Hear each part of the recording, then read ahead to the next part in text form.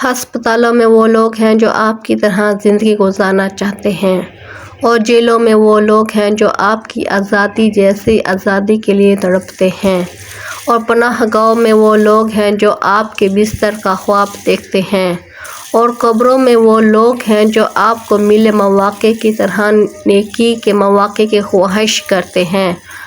آپ کی زندگی چاہے آپ اسے کتنا ہی منفی نظر سے دیکھیں، دوسرے لوگ ایسی زندگی کی خواہش رکھتے ہیں۔ بس ہر حال میں اللہ تعالیٰ کا شکر ادا کریں۔ الحمدللہ الویز، جزاک اللہ خیر۔ پریشانیوں سے نجات کے لیے صبح و شام 7 مرتبہ پڑھیں۔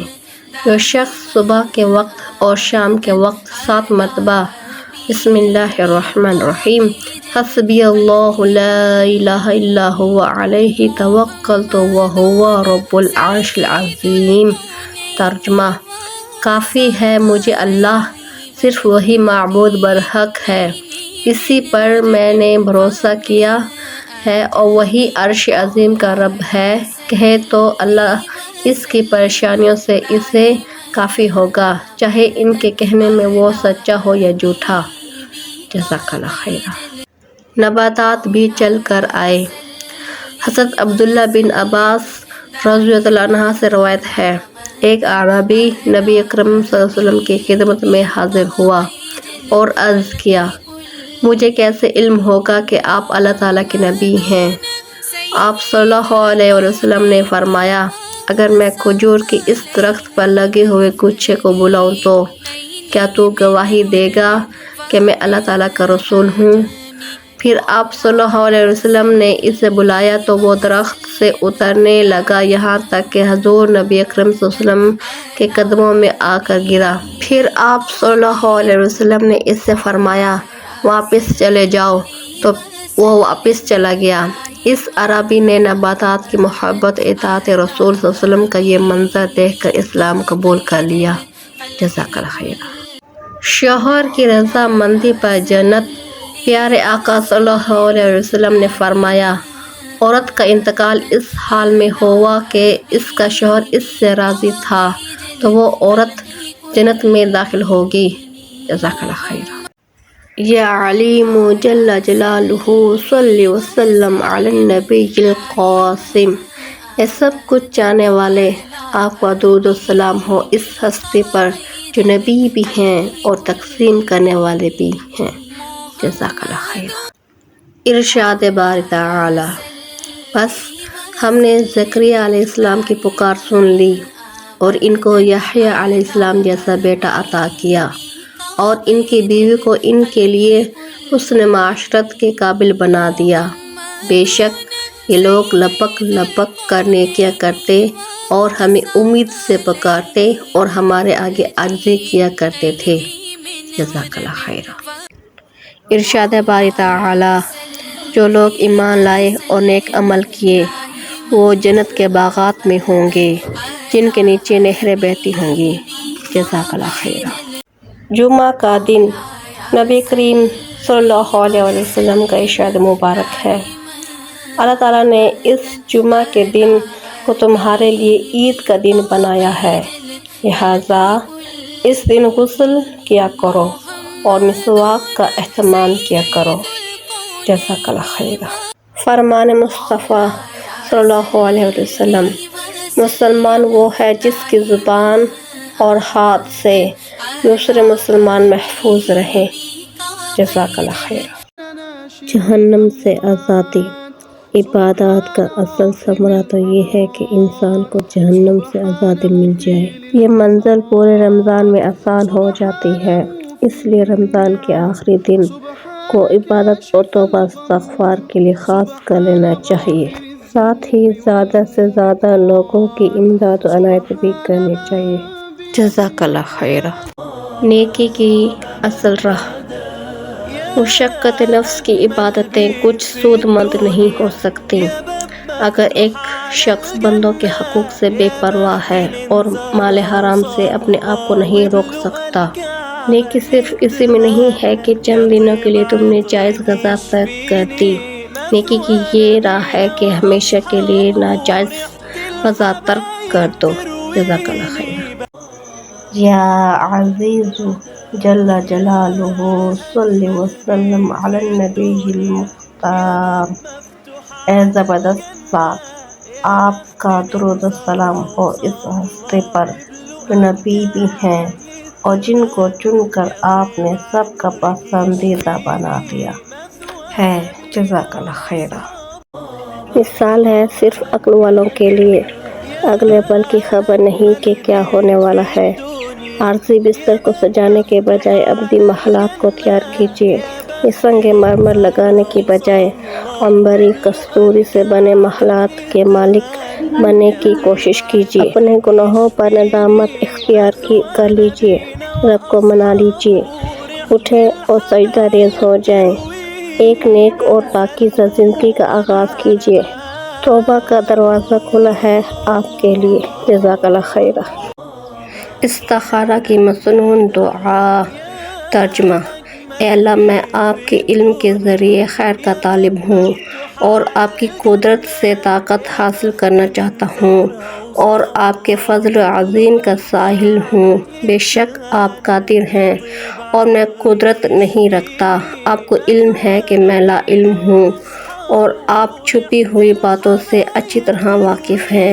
اے اللہ، اگر آپ کے علم کے مطابق یہ کام یا اس کا تصور کریں، یعنی اپنے کام کا میرے حق میں دینی، دنیاوی اور آخری اعتبار سے یا فی الحال اور انجام کار کے اعتبار سے بہتر ہے تو اسے میرے لیے مقدر فرمائیے اور اس سے میرے حق میں آسانی کر کے اس میں مجھے برکت سے نواز دیں۔ اور اگر آپ کو علم ہے کہ یہ کام یہاں کام کا تصور کریں، یعنی اپنے کام کا میرے حق میں دینی، دنیاوی اور آخری اعتبار سے یا فی الحال اور انجام کے اعتبار سے برا ہے تو اس کو مجھ سے اور مجھے اس سے ہٹا دے اور جس جانب خیر ہے وہی میرے لیے مقدر فرما دے، پھر مجھے اس اعمال سے راضی کر دے۔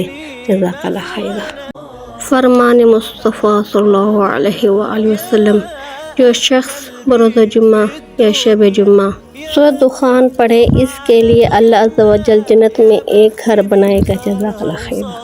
جمال مصطفیٰ کی ایک جھلک: سر مبارک مناسب بڑا، بال مبارک سیاہ، نہ بالکل سیدھے نہ بالکل گھنگریالے بلکہ کسی قدر مڑے ہوئے، زلفوں کی مقدار کان یا نصف کان تک، کبھی کندھے کے قریب تک اور کبھی کندھوں تک، زلفوں کا انداز آسانی سے مانگ نکلتی تو نکال لیتے، رنگ مبارک نہایت چمکدار، سفید سرخی مائل، ایسی چمک دمک جس میں گندمی رنگ تھا، پیشان مبارک، ماتھا مبارک کشادہ، بھویں ابرو غمدار، باریک اور گھنی، ایک دوسرے سے جدا، مبارک آنکھیں،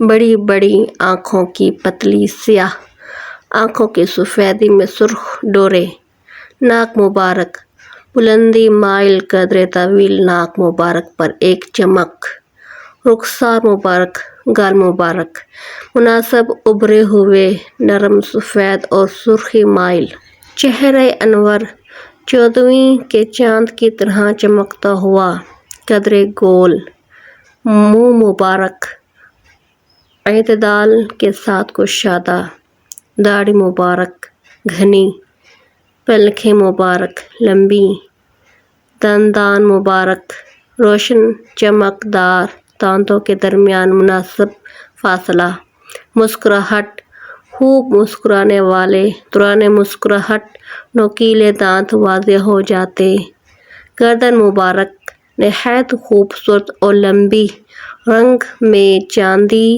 جیسا صاف شفاف۔ جزاک اللہ خیر۔ ارشاد باری تعالی: اور اللہ کی راہ میں خرچ کرو اور اپنے ہاتھوں کو ہلاکت میں نہ ڈالو اور احسان کرو، بے شک اللہ احسان کرنے والوں سے محبت کرتا ہے۔ جزاک اللہ خیر۔